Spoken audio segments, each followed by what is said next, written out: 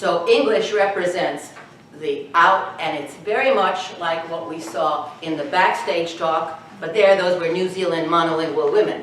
So all they were doing in their alternate world was when they got together as a bunch of women, in their private world, right? Remember, even in New Zealand, when they would say, oh, I hate my own kids, what were they doing? And the end of the article said, now the question is this like saying that women are now going to talk more, or is it just that in that single-sex group, that's their outlet?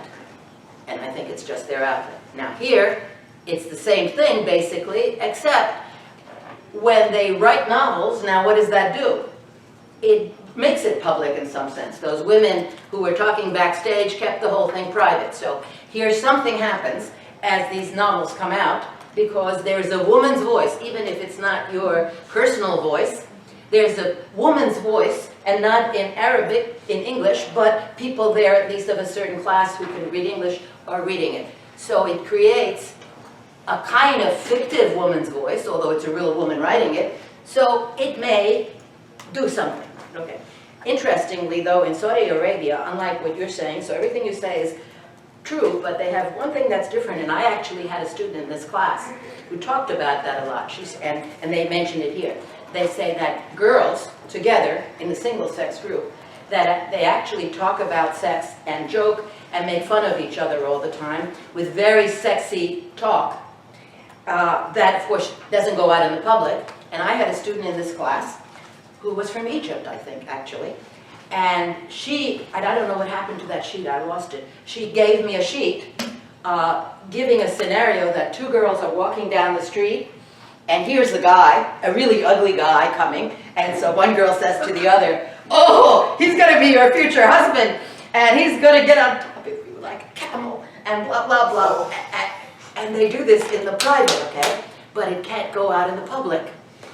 So there is these different things there, and she mentions that here, which in turn reminded me, and what she says here is, so Saudi women and Arab women in general go in for elaborate sexual, in quotes, talk between themselves. So it's a micro genre of joking, you know, just like those ones we saw about giving compliments or self-deprecation talk. It's another one of those, dialogic.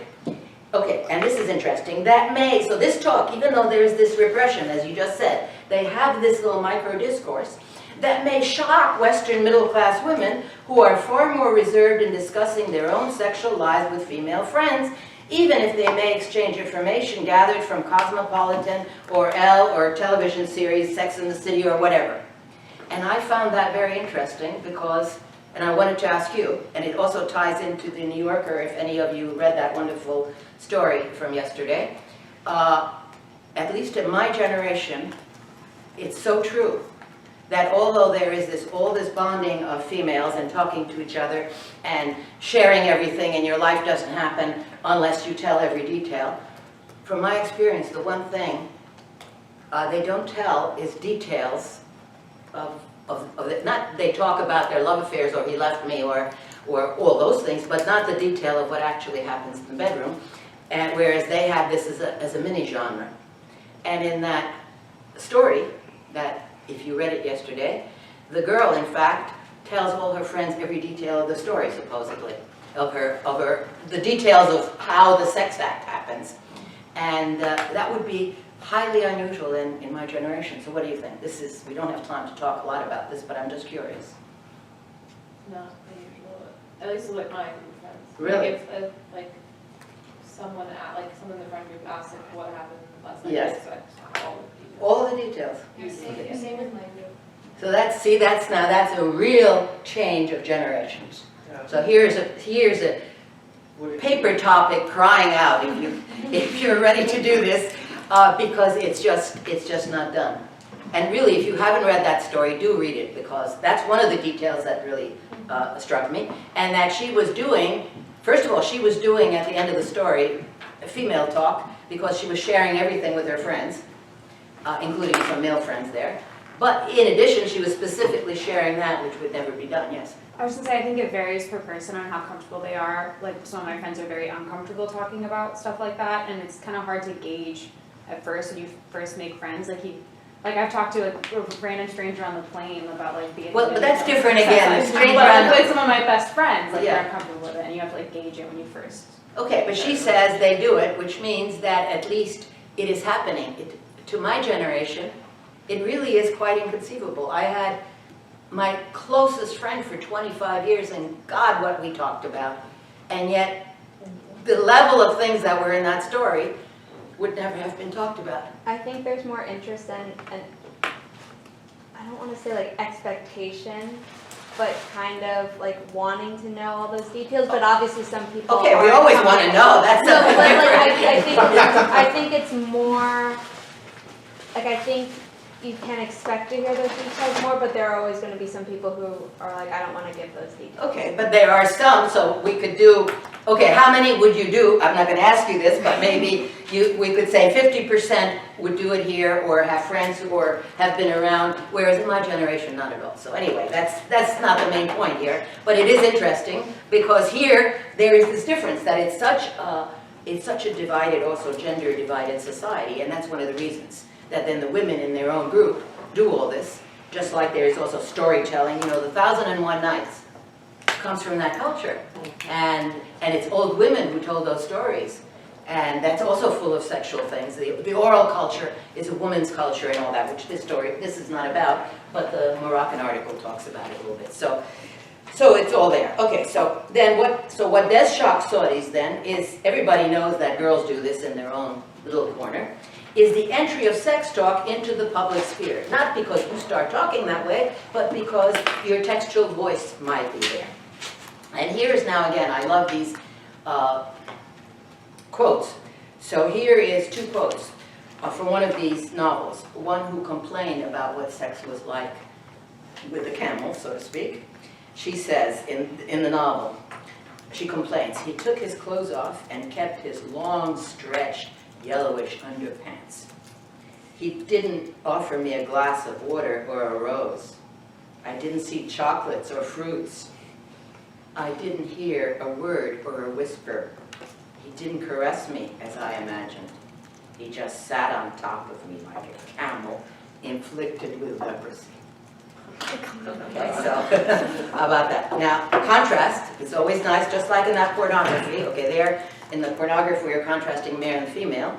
Here we're contrasting what she sees her society is like, that arranged marriage and all those things, and what that fantasy world of the chicklet is when she gets on an airplane and goes to New York or Paris or Amsterdam and drinks wine and goes shopping and do all these things, because along with the fetishized sex is the fetishized shopping, just like in such novels. So here's what she's looking for. So here's the fantasy lover. All barriers collapsed.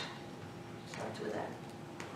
I proceeded to quench the thirst that was looking for a real sigh coming from deep passion. Passions. Not a sex machine that can be switched off and on after ejaculation. So you see, it goes back to the previous unit, but it's saying so in English, and they're not English native speakers, right? So it can only be said that public voice in English. So the new novelists shun the religious programs and write their own narrative about sexuality, desire, passion, and love. They get in trouble for their fictive sexual uprisings. I love that term. I put that as a key word. For when informal, private girl sex talk moves, informal, private girl sex talk moves from speech to international literature, Saudi society feels uncomfortable because it brings it out of the closet, as it were, right? And why is all this so extreme? Because the more a society controls male and female separation in the society, more it brings up all these sexual issues, and hence sex becomes fetishized. And what I mentioned before, that all of this also represents the quest on the part of these educated, somewhat or very secularized women, the quest for the cosmopolitan woman, to become a cosmopolitan. And so all of this represents urban, educated, sophisticated, and speaking 2 or more languages. And urban, educated, sophisticated will be all the same terms when you get to Monday's required article, which is Sadiki, about Moroccan Arabic, where you have French, which is the colonial language, but this is post-colonial times. French has still stayed there, and on one hand it's hated because it's the colonials' language, it was the language of colonialism. On the other hand, it represents the same thing that English does here for the Saudis, women of escape. And in Morocco, as you will see, many more women speak French than the men do. And the women who speak French are all people who had parents who sent them to a secular school and who sent them to school beyond elementary school. So, and here is a perfect description of what these novels are like. The heroines are lovers who travel to London and Sharm el-Sheikh to experience freedom denied at home. London, New York, Paris, Geneva, San Francisco, they navigate places and cultures, etc., etc. At home, the heroines shop in malls, carry Vuitton bags, and blog in Arabic and English, so there's the diglossia there. So all of this is not only sexual escape fantasy, what was that word, fictive, what was the word, fictive sexual uprisings, but it's also cosmopolitan fantasy. That is, that you have all these things that you can do in the West. Go out to restaurants, go to movies, do everything. And here at the end of the article, there's examples of these novels, and just in case anybody has gotten hot about writing about this topic, here's another one that we're not going to do anything with, but I love the title, Sex and the Global City.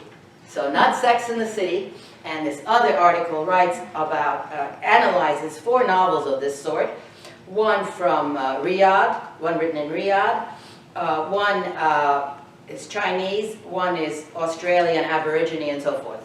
So people in cultures where women in these cultures who want to open up to doing this in English. Okay, so that's the introduction. Then the introduction to what diglossia and bilingualism and all this is this review, and that's there. It's a review of a book called A Marriage Made in Heaven, forget that part, The Sexual Politics of Hebrew and Yiddish. So it's about the Jewish community traditionally. Don't think of Israel today. The end of the article addresses that, but don't think of that. So traditionally, like when the Ashkenazi, and it's about Ashkenazi Jews because Sephardim don't speak Yiddish. So think of the Ashkenazi Jewish communities in Central Europe, Hungary, Austria-Hungary, Ukraine, and all those up to the Second World War when they were annihilated. Okay, so what language or languages did these people speak? And remember, there was no national language because the one thing they did not have a nation of any sort, right? So it wasn't that they spoke the Jewish national language. There was no such a thing. So what were the languages that they spoke? Come on, just as general knowledge. Yiddish, obviously, I just said it. Polish, maybe, yes. Or Russian, maybe, or even both. French. Well, not in the same place. No. And one is missing. What was the religious language? Hebrew. Hebrew. Okay. Now, Hebrew was not anybody's childhood first language. It was impossible. Hebrew is like Latin is for us, or Greek, or classical Arabic is in Arabic societies, the Quran's language. So it is the language of religion.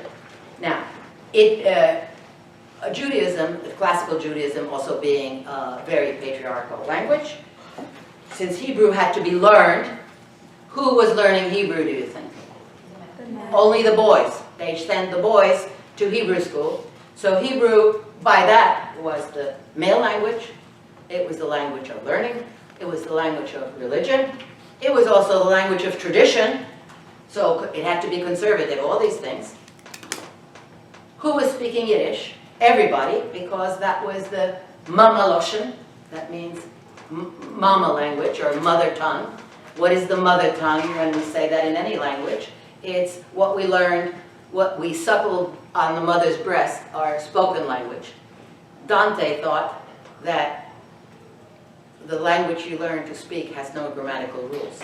He was Italian, of course, And so he thought of Latin like they think of Hebrew, that you go to